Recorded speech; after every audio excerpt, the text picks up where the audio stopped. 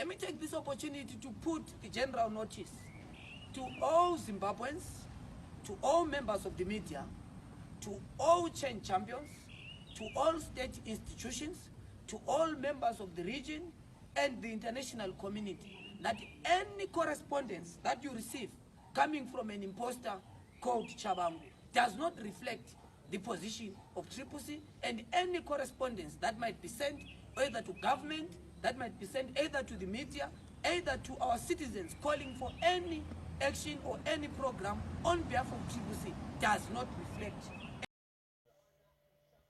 Hello guys, welcome back to TV. Panopatinokupakurira nhau dzakasiyana-siyana ma-updates ezviri kutransfer kumatumana enyika, especially munyika yedu yeZimbabwe. Guys, ndofunga tese tiri kuziva kuti munyika at the moment hamuna chinonzi runyararo pakati pemapato maviri, the ruling party ne the opposition party.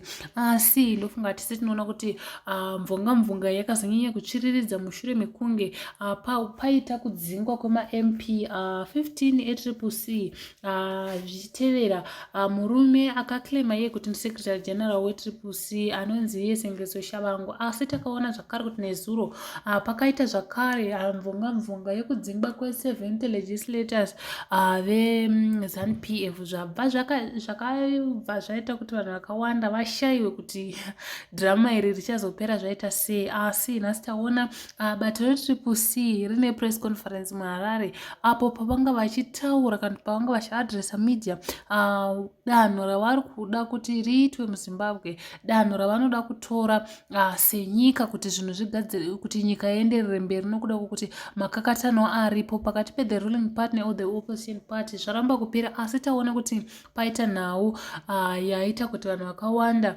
vanga vakamirira kuti vanzwe kuti CCC ichaendela sei nhau iyi inova yava Sengezo Tshabangu. Asi ine vhidhiyo ndakubatira panapa rava gift hostalos vanhu vamutevedzere waspokesperson weCCC vabudisa pachena vazviita kuti zvive clear kumunhu wese maererano nemunhu unonzi Sengezo Tshabangu mupati mavo. Guys, ngatopedzera nguva ndati mundiudza zvamunofunga mucomment section. Till next time, it's goodbye.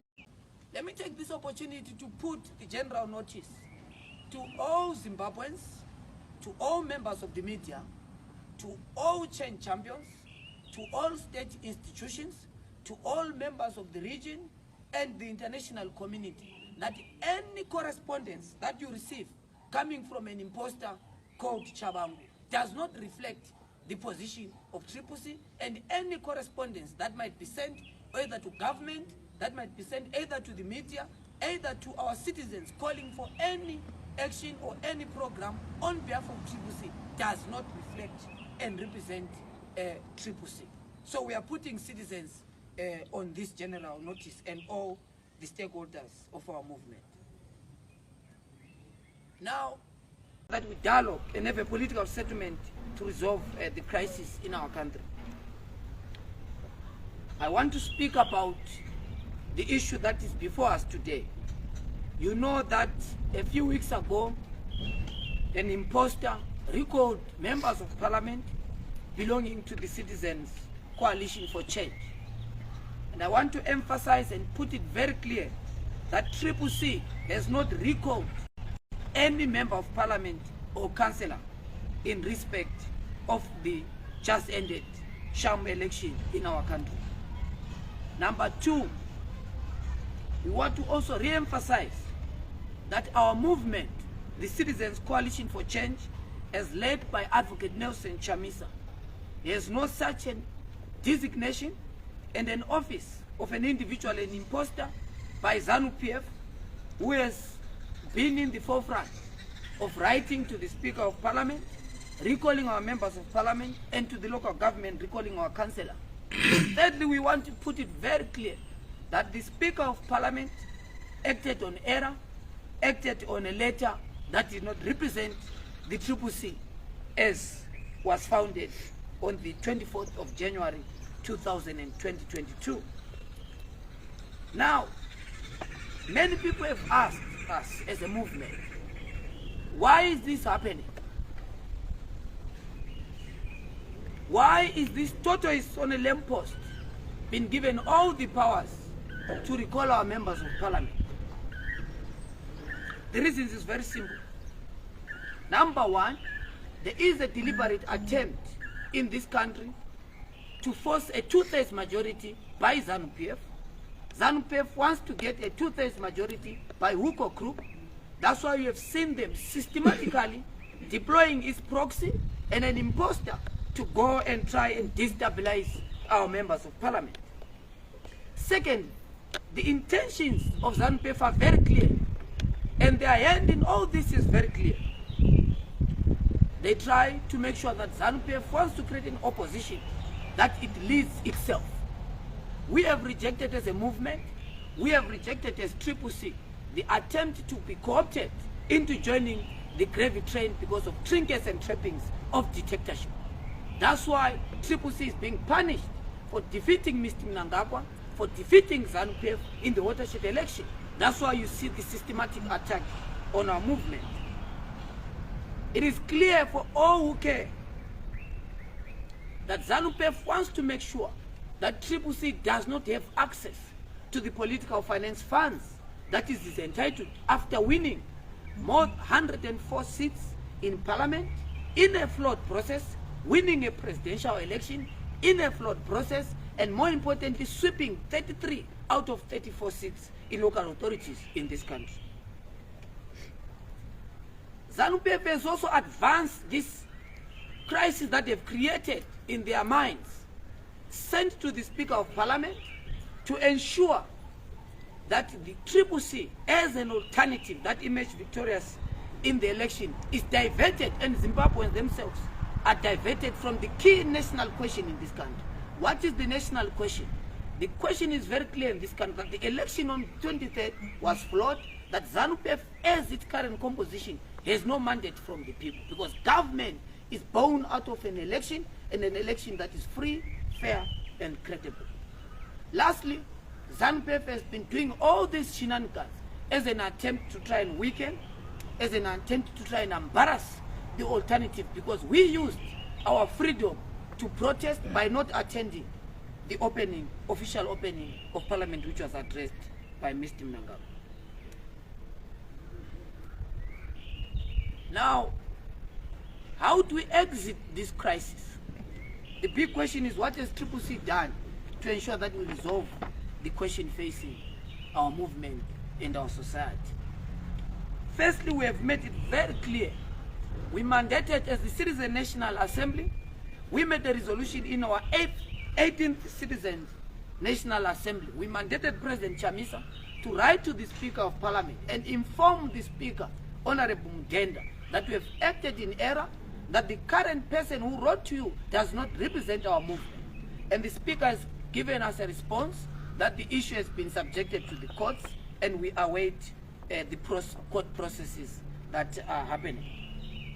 Number two, we have, as a movement, opened a criminal case against the imposter of ZANU-PF, because we cannot watch when there's criminal abuse of our intellectual property, the criminal abuse of our logo, which ironically the symbol of our movement, which is the face of our president, but an imposter uses that letterhead to try and abuse our party, to try and abuse our property. That's why we've engaged the state, particularly the police, and we continue to urge the Zimbabwe Republic Police to take the necessary measures to make sure that such criminals, such criminal conduct, to all members of the media, to all change champions, to all state institutions, to all members of the region and the international community, that any correspondence that you receive coming from an imposter called Tshabangu does not reflect the position of CCC, and any correspondence that might be sent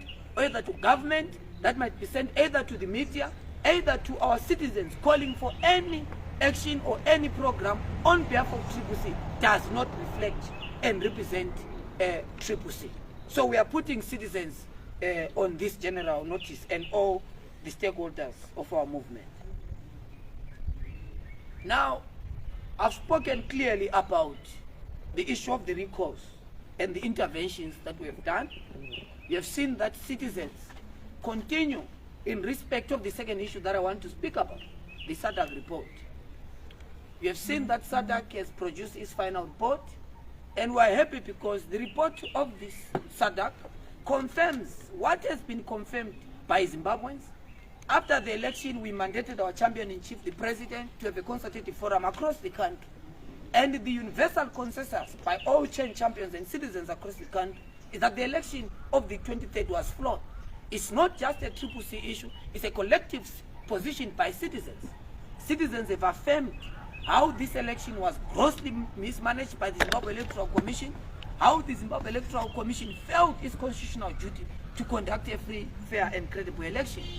That is what the South SADC has confirmed, the extent of voter suppression that happened, the partisan conduct of the Zimbabwe Broadcasting Services, the issue of violence in the countryside and in the urban areas, the issue of the ballot, the issue of the voters' roll, has all been confirmed by SADC to confirm that this election has been flawed.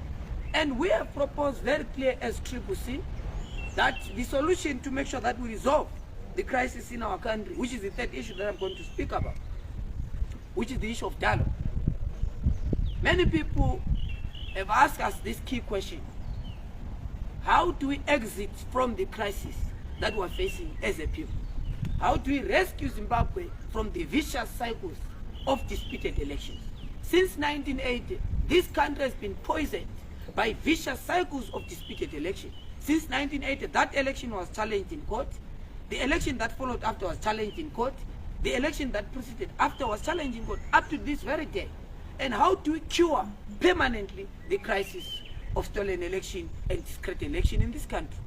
We have made it very clear, and we make and reiterate this important national call, that Zimbabwe must dialogue to resolve the crisis in our country. Now, many people will try and attempt to say you are choosing the path of dialogue, because we are very clear. We don't intend to govern this country over dead bodies. We don't intend to govern this country on account of lives lost because of politics. We are very clear that everything must be resolved. The major political entities in this country must be able to sit down. The major players in this country, the civic society, the church, students' unions, vendors, the black middle class, business people, must be able to sit down and say what is the solution. Not a government of national unity, not sharing of positions, but to dialogue on the way forward to rescue Zimbabwe from this dark cloud of vicious cycles of disputed elections.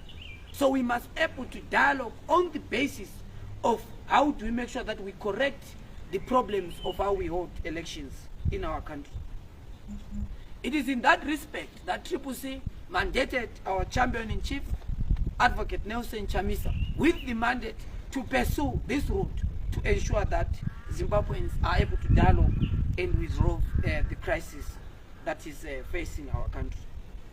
Lastly, Triple C wants to confirm to all Zimbabweans that we continue with our political program. I'm sure you have seen that we've been to different parts of the country to make sure that we continue to organize, because Zimbabweans have a right, have a constitutional right to ensure that they express themselves to resolve the crisis of the stolen election, because that is the elephant in the room. The current administration, the current government in its composition has no mandate from the people, and Zimbabweans across continue to organize, and we are going to be, because it's not a partisan issue, it's not a Triple C issue.